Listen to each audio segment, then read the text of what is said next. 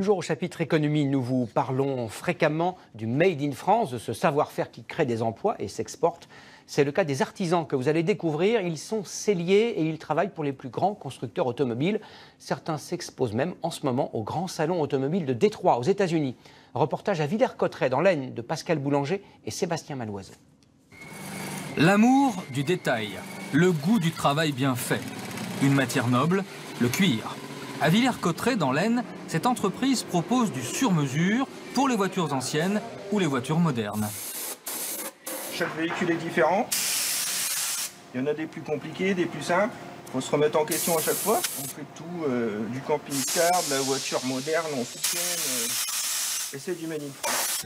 Fabriquer en France ne revient pas plus cher. Il faut lutter contre cette idée reçue, y compris pour cette voiture ancienne, restaurée dans l'esprit d'autrefois. Le travail est superbe et il est absolument pas plus cher. On a fait des tentatives autre part et croyez-moi, en gain de temps, de transport et autres, on arrive à des prix qui sont tout à fait corrects, voire même inférieurs à ce qu'on peut trouver à l'étranger. Cette petite entreprise a failli disparaître.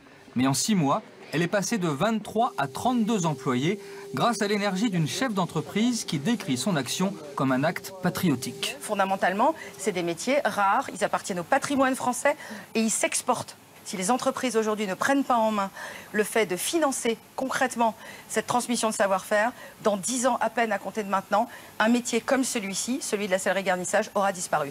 Humilité, patience, minutie, il faut beaucoup de qualité pour ce métier menacé. L'entreprise Paraf sera aussi une école pour pallier l'absence de formation en France. Transmettre cette passion, c'est difficile déjà pour trouver de l'apprentissage, c'est très dur.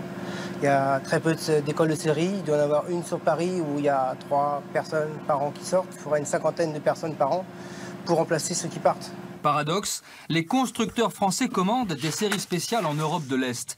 Ils ne savent pas toujours que sans payer plus, les mêmes compétences existent en France.